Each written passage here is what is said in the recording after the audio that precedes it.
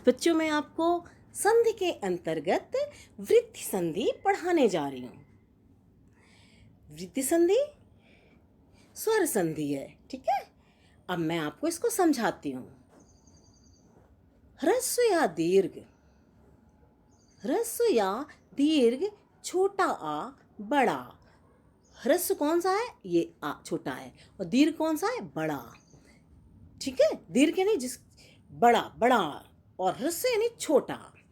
से परे ए आए तो ए होता है, यानी छोटा आ बड़ा आ से के बाद में ए आए तो क्या हो जाता है? ए हो जाता है। और छोटा आ बड़ा आ से परे ओ और औ आए तो औ हो जाता है, ठीक है ना।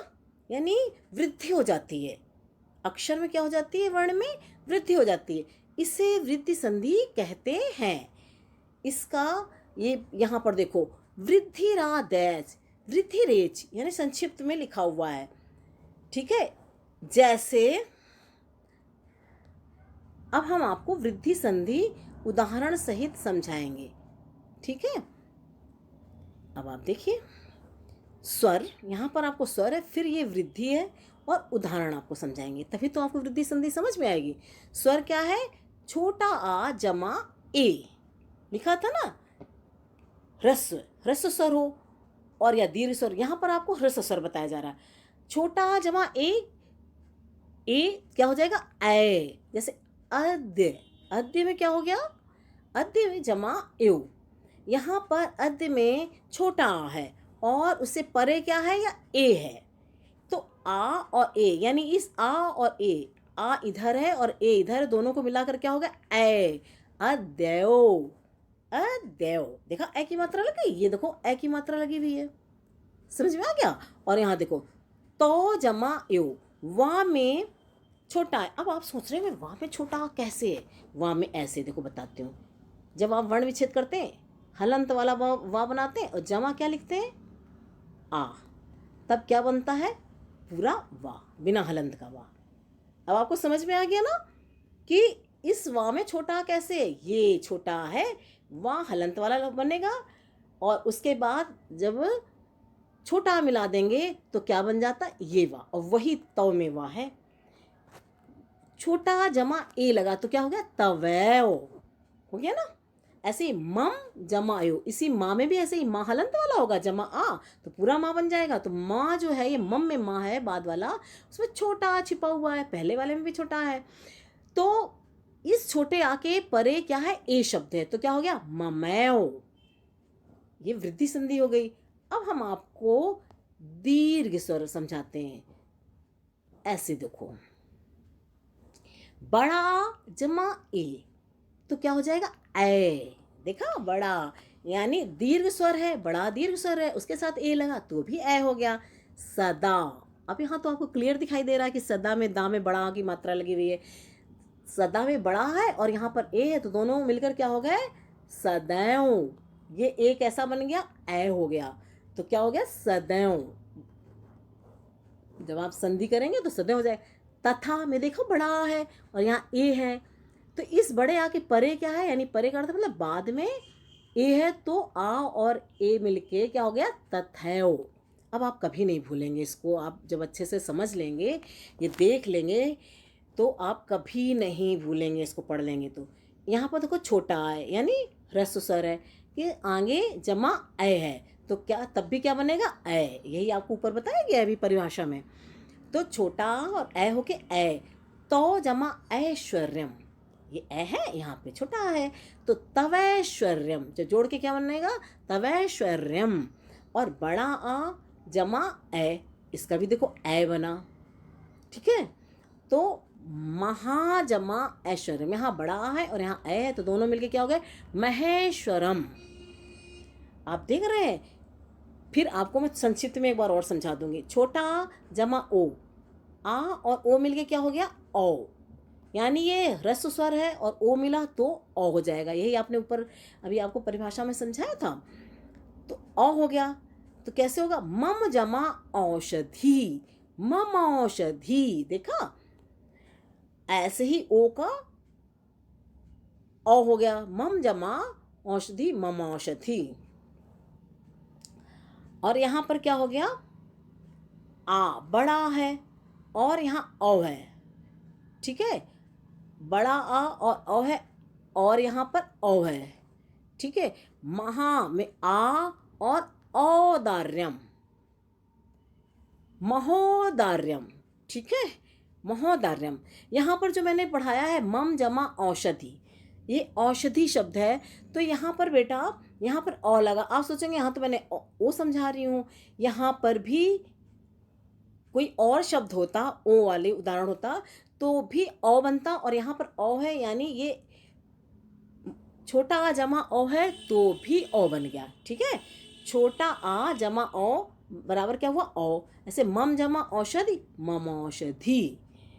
छोटा आ जमा बड़ा, छोटा आ जमा औ बराबर क्या हुआ, औ, तब भी औ बना। ये ह्रस्व है और ये औ है।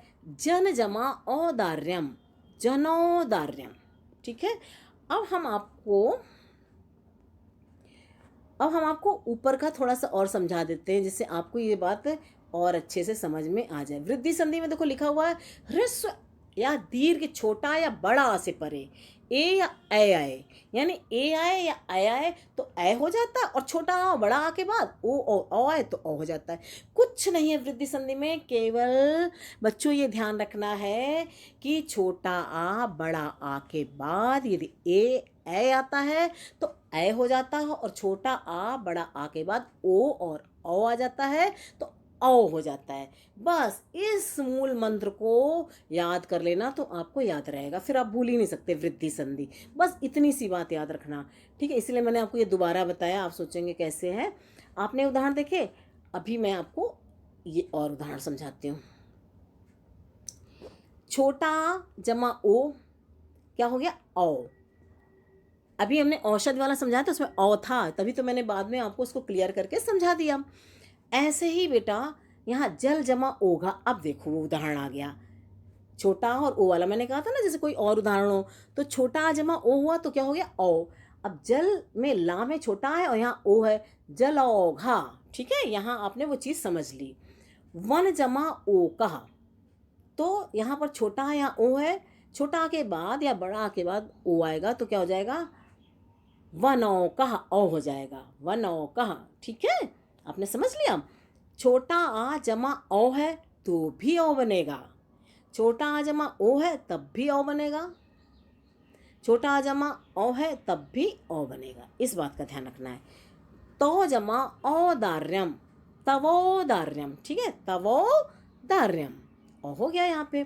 तो जमा औषधम, तव औषधम, इस छोटे आ में औ लग गया तो क्या बन गया, औ, औषधम। और यहाँ आपने देखा था छोटे आ के साथ, ये पहले वाले में आप देखा था छोटे आ के साथ ओ है तो भी औ बन गया, जलौघा, ठीक है। आपको समझ में आ गई बात। अब आपको मैंने अभी तक आपको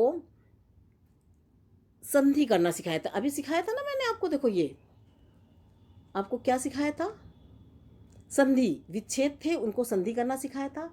अब मैं आपको यहाँ पर संधि का विच्छेद करना सिखाती हूँ, क्योंकि परीक्षा में तो दोनों चीज़ें आती हैं ना, संधि विच्छेद भी आता है और संधि करना भी आता है।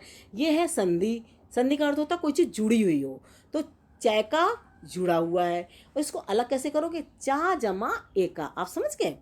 इसमें छोटा आ है और ये ए है, और आ और ए मिलके क्या हो गया, चैका, ए बनेगा। कभी भी ऐसे लिखा हो तो समझ लेना कि चा पे ए की मात्रा लग जाएगी, कोई भी अक्षर हो या कोई भी शब्द हो, यहाँ पर पूरा हो जाएगा। सोपाने नयो, तो सोपानेन जमा यो, ये ए है। आप सोपानेन, यहाँ ना में छोटा आ है और ये ए है, और आ और ए मिला के क्या हो जाता, ए, ये देखो ए है ना, नयो, सोपाने नयो, नैताद्रिक, नैताद्रिक, तो यहाँ ना जमा एताद्रिक, ये दा में थोड़ी सी मिस प्रिंटिंग है, यहाँ री लगेगा, ये हलंत नहीं होगा, ठीक है ना, री लगेगा, ठीक है। आप ध्यान से देख लीजिए, एताद्रिक, नैताद्रिक, तो ना जमा एताद्रिक, आ, ये नए पे जो ए है तो इसमें जो छोटा आ और ए मिलके क्या हो गया, नए, नए ताद्रिक। और इस दा में जो इस तरफ लिखी हुई है ना जमा ताद्रिक में, ये री बनाना, जैसे ये री बनी हुई है, ठीक है। और अत्रयो, अत्र,